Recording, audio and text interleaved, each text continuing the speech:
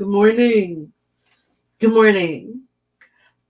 Today is kind of a dark, drizzly kind of day, but we're going to try to keep it light and upbeat.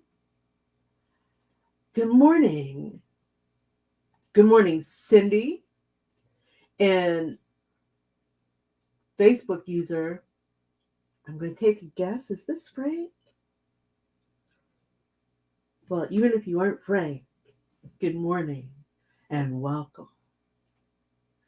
So, what are we going to talk about today? Oh, today's subject.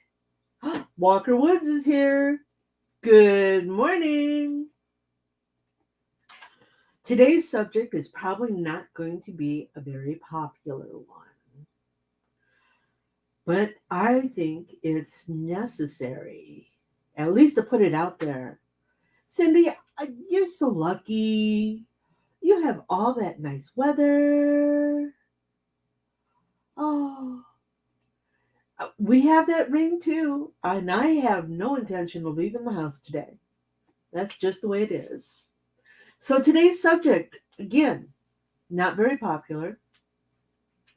And before we go any further, I hereby swear I am not a business attorney. I am not an attorney in any way, shape, or form. I do not have the tax law memorized.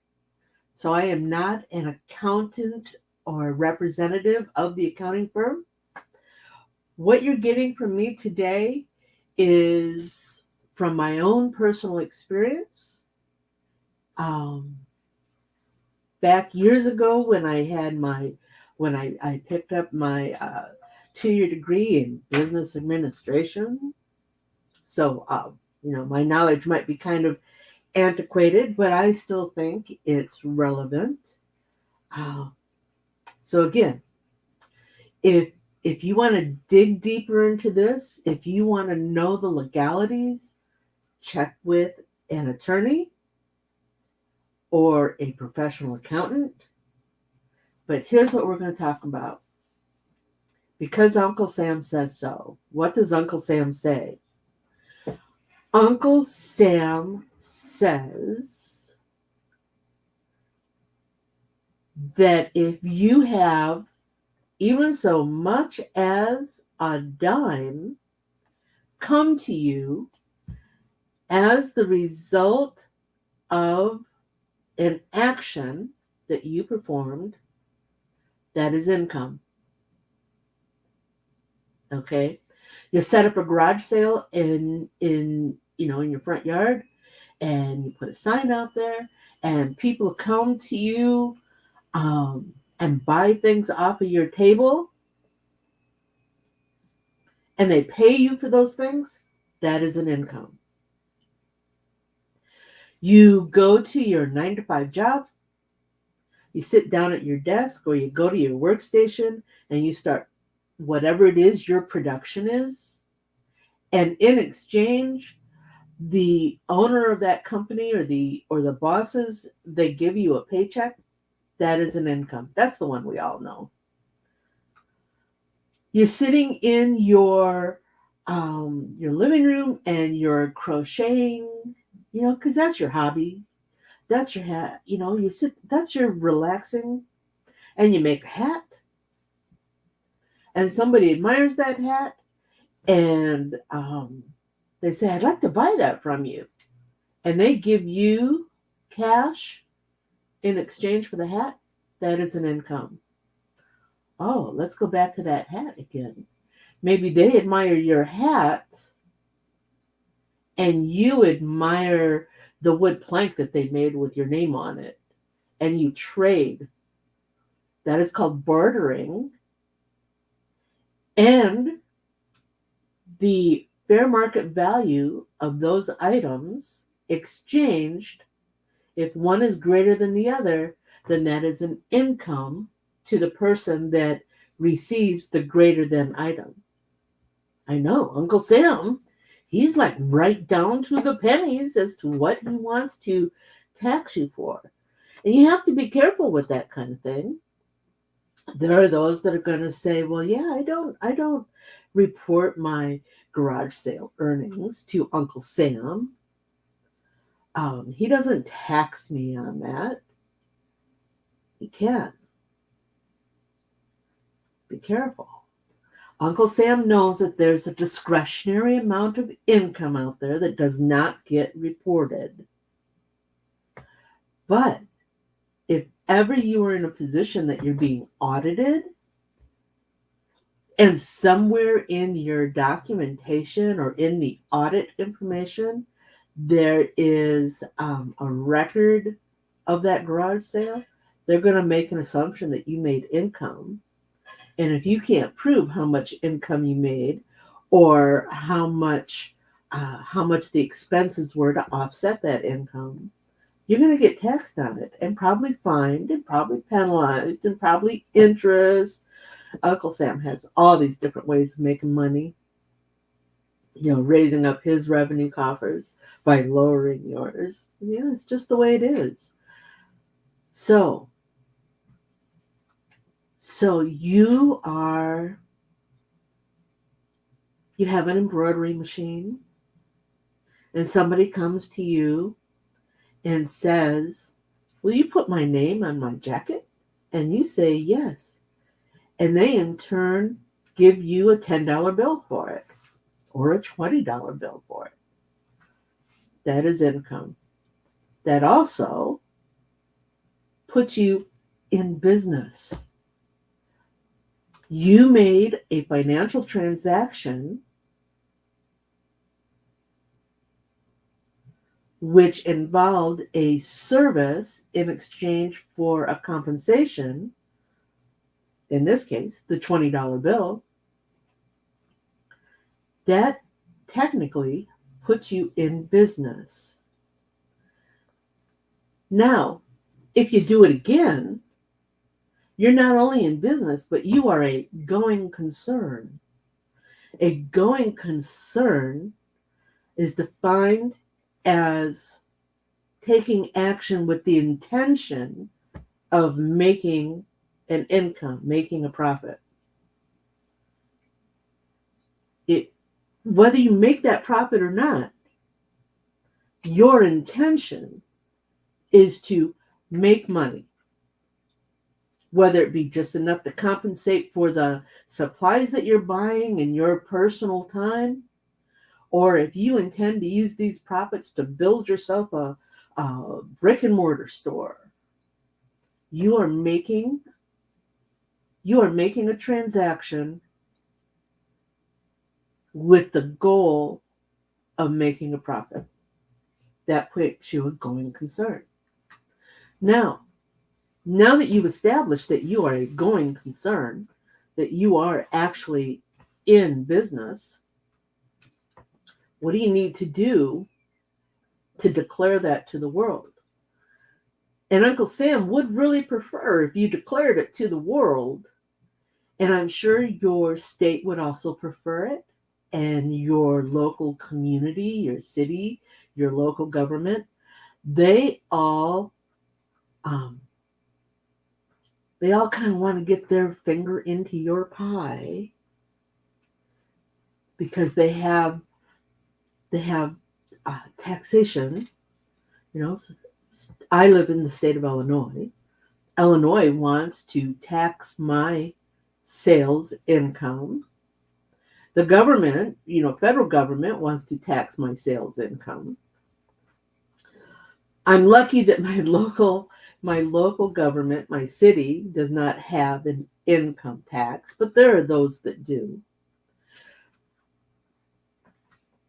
And this is something that if you're going to be in business, you're going to want to offset your expenses.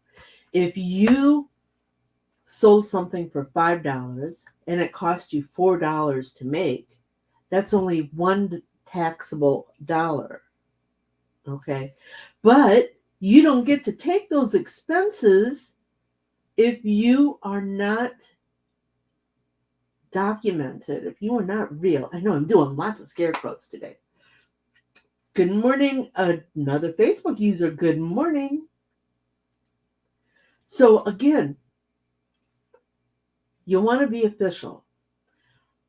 And how do you get official? Well, that's going to depend on where you are located. Um, Check out your small business administration in your area. They're there to help you. Ask them, what do I need to do in my area to become a small business, to become a licensed small business?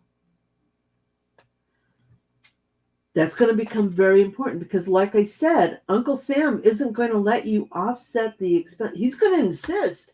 He's going to insist that you declare any dollars that you made. Remember at the very beginning that those garage sale dollars, yeah, he wants to see them.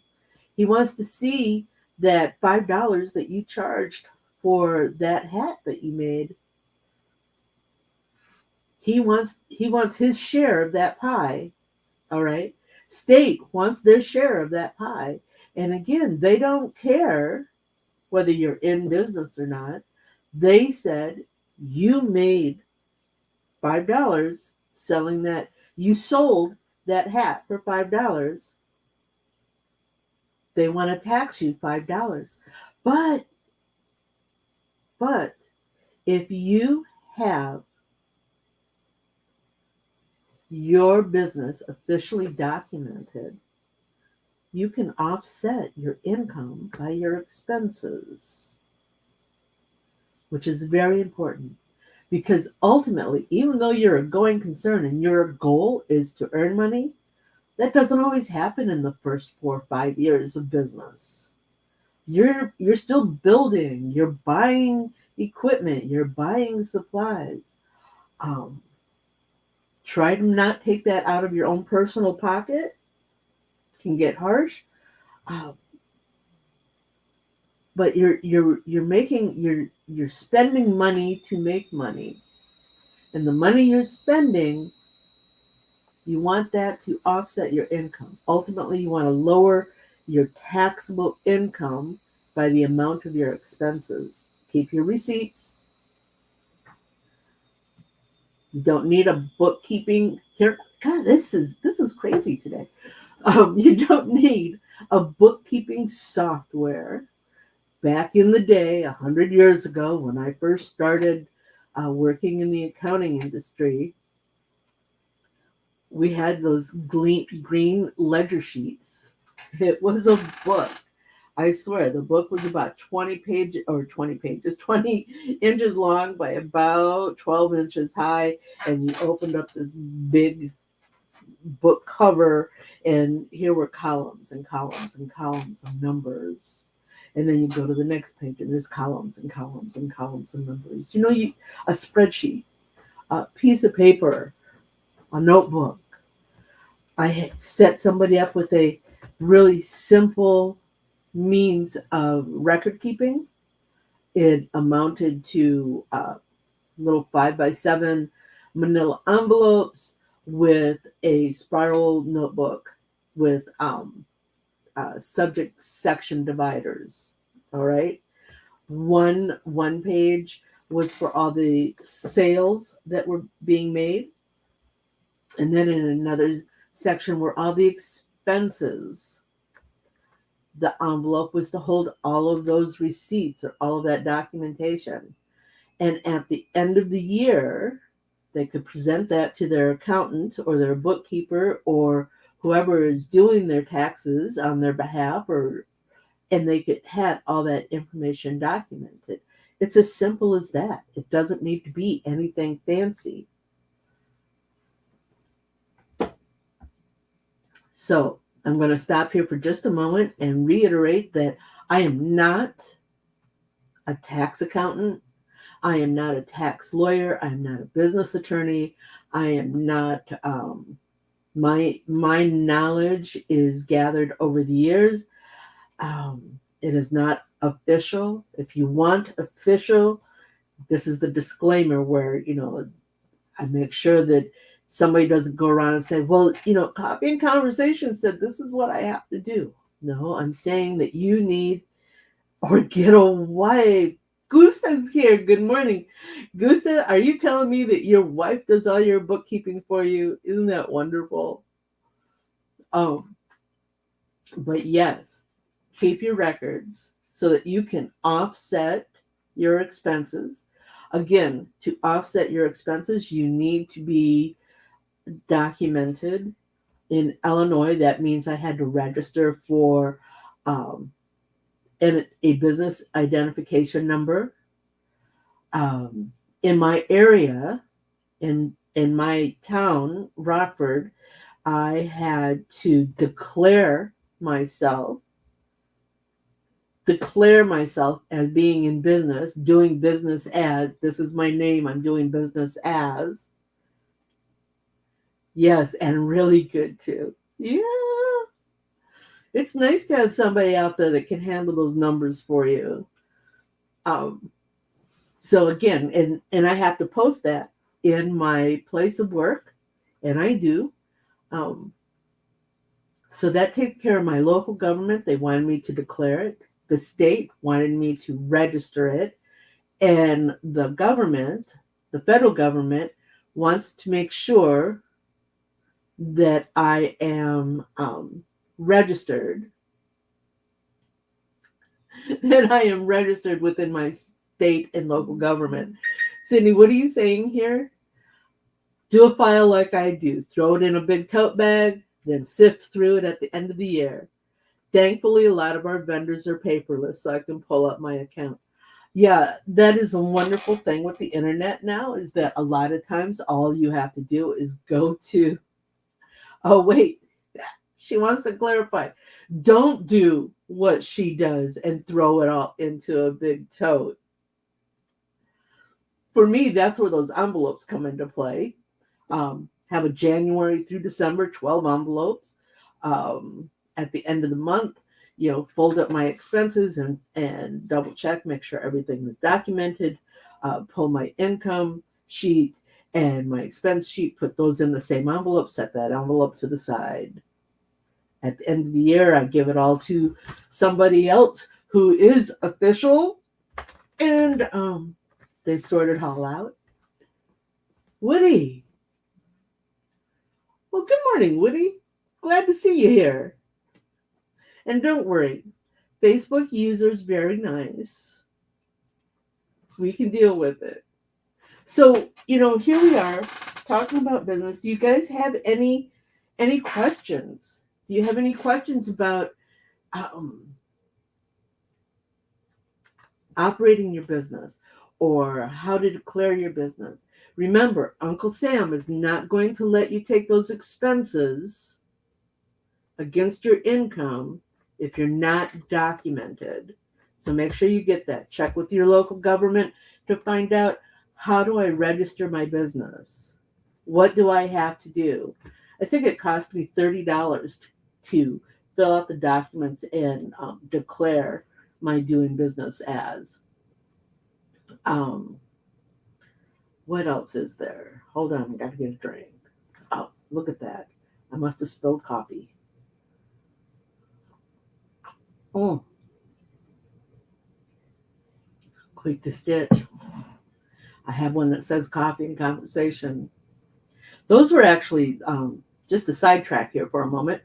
My mugs, Aaron Montgomery. Many of you know him. For those of you who don't, I'll post a link in his at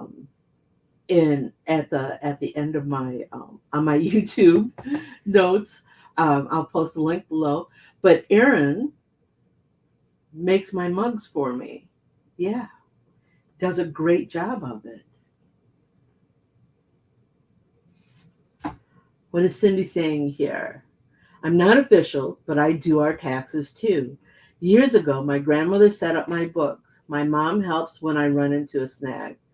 Resources, whether it's grandma helping you set up getting things started, and mom coming along when things get kind of catchy.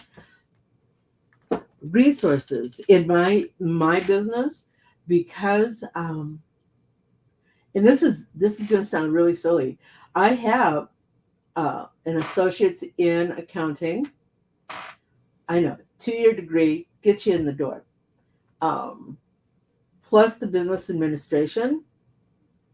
So I have some knowledge on how to operate and run a business and how to work that. Um, Spent 20 plus years in the accounting industry. And so I've got this knowledge, but I still hire a bookkeeper. She comes online with me once a month. Um, I give her all the documents, all the statements for all of my accounts. She reconciles them, which means just making sure that everything's accounted for and that it all balances. And she comes back next month and does it the same. And then at the end of the year, print out I print out my reports, give them to my tax man, and he files my taxes for me. Let's see. Woody says, I did ask my tax lady about a business license, and she told me since I live in the county, I don't need a license. Thoughts on that? Well, it would depend on which county you live in. And did she give you any kind of explanation as to how it affects your state taxes and your federal government taxes? Double check that. I'm always cautious when somebody says, yes, you can be in business, and no, you don't need to document yourself. I would double check that. Gusta, is it the same all over the U.S.? Different states I don't know how much you know about our government system. So we're going to start at the top. We have the federal government, which is all over all of the states. And then we have individual states. Again, in Illinois, my state is different from Wisconsin, which is different from Iowa, which is different from Ohio. And I could go, name all the other 50 states. Oh, plus Puerto Rico, and which is what is Puerto Rico to us? Not an official state, but we do take care of them. And then below the states, we have counties. Every state is divided up into sections, and they're called counties. And then within each county are the cities, towns, and communities. Yes, the federal government overrides everything, but they allow the states to put in their own ruling and governing actions as long as it doesn't contradict the federal government. And then the counties can do the same thing as long as it doesn't contradict the state or the federal. So as you go down, you have all the rules and regulations as you go down into the smaller government entities. So again, my city may be different in my county than my neighbor's county next to me. Probably similar. A lot of them follow the same suit, so probably similar, but can be different. Okay? All right. Cindy says one of her daughters is a CPA. That is awesome. It's always nice to have a book worker in the house. All right, in the family. People say all the time, it's great to have a doctor in the family. I think it's good to have a book worker, a CPA in the family. Let's see. No, she did not. I do document, turn everything into her at the end of the year. She takes care of the taxes and reporting from there. So, as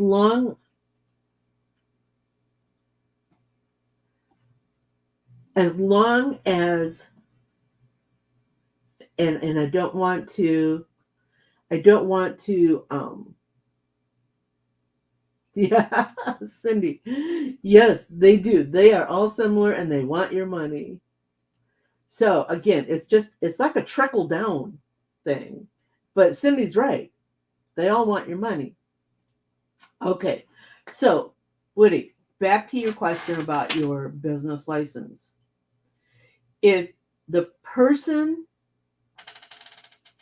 if the person that you're working with is signing her name to your documents, your tax lady, if she is signing her name to your tax return that you are submitting to the federal government, she has rules and regulations that she has to follow. And if she's putting her name on your documents, we're going to make the assumption that she knows her tax law, that she follows her tax law, and that she is knowledgeable in what you need to do to be able to file your taxes in the way that she files on your behalf. All right? Somewhere in there, maybe she's got you registered as a sole proprietor doing business under your name. That could be different. If I were not doing business as Quick to Stitch, if I were doing business under my name, I would not have had to declare locally that I was in business with doing business as alias. I would still have to have I would still need to register my business under my name with the state. And as a sole proprietor, I can have as many businesses, different going concerns as I want under that same registration. But because I'm doing business that's Quick to Stitch, I need to declare that locally, register that by state, and the federal government says as long as you're following the rules and regulations of your location, you can offset your income by your expenses. Does that make sense? Okay. So, I need to get a haircut, people. I know. I don't know what to do with this stuff. I don't even know where I'm doing. Okay. Any other questions?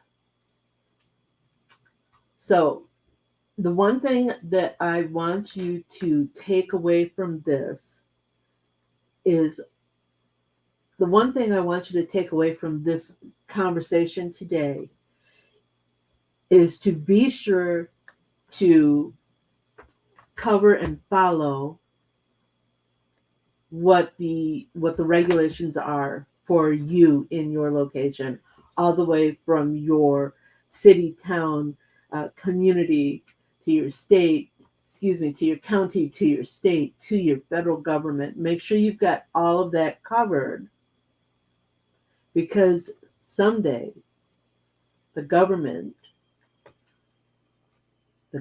and that government could be our little, community to the state, the county to the state to the federal. Somebody can be coming back to you and saying, where's your documentation? And because you do or don't have it, it can result in some massive destruction to you and your business. And I'm not talking about your house tumbling down or somebody, crashing your car. I'm talking about somebody reaching into your pocket and pulling out your money and saying, this is ours now because you didn't follow the rules. Okay. All right. So with that, this is Coffee and Conversation, and we talk about embroidery, and we talk about machines, and we talk about business. Today's segment is business, and like I said, not a popular subject, but one that is important. Oh, before we go, How does this affect on a web shop work when your buyer is in another state? That gets really tricky, Gusta. It does, especially in the United States. If a lot of the states that are side by side, Wisconsin is over me, and then we got Iowa and Ohio, or excuse me, Iowa and Indiana. A lot of the states that border with you may have an agreement regarding sales tax, but that's getting a little trickier now because, and it takes a long time for the tax law to change, but because I can sell to somebody in California or New York, and their sales tax is different from mine. I am supposed to keep track of the sales tax that for every state that I sell to, and then file and pay taxes to those states, the taxes that they have earned. One of the things that my business is different in the sense that right now I am a service provider, which means that I do not hand a physical product to a customer. I provide a service. They send me a graphic. I convert that graphic to thread on their behalf, and then I give them the files. I provide the service of digitizing for them, for their business. So, services, yes, Gusta, that is exactly it. But again, computers make that so much more easy for us now. We can create reports that'll say how many sales did I have in California, how many sales did I have in Iowa, and it tallies it all up. But I am a service, and services are not taxed yet. I say yet, because they are, because a lot of business is service generated. They're working on a tax law for service, changing the tax law up for service. Yeah, ugly things. We don't want to go there. Where were we going? Check in about your state. Okay. So again, we got the business covered for this month. How does that sound? We'll go back to digitizing and machine embroidery next week. How's that sound? Okay. So with that all being said, now, if you have any questions, again, my information is going to be generalized, but if you are looking for something specific, let me know. Again, the internet is wonderful. I can do my research for your state, or at least point you in the right direction. Oh, that's where I wanted to go. One last thing before we go. If you have local adult education through your college or university or junior college, look for business classes. Take them. It could be the best $50 you spend, or $100, whatever the class cost is. Take those classes. Those classes in your area are going to have knowledge and information for your area. Very, very, very good resource of business education. All right. So that's the last thing I want to suggest. Now I'm going to say goodbye. I'm going to go here and where am I going? My end minute. So you guys all have a great week. Give me a holler if you have any suggestions for coffee and conversation. Give me a shout out if If you're looking for a piece of specific information, um, I'll do everything I can to help. All right then. Bye now. Wasn't that fun? Do you have more questions? Do you want to learn something new? Join me at quicktostitch.com for coffee and conversation, and we'll talk about it. Embroidery machines, designs, and business. Hope to see you soon. Bye now.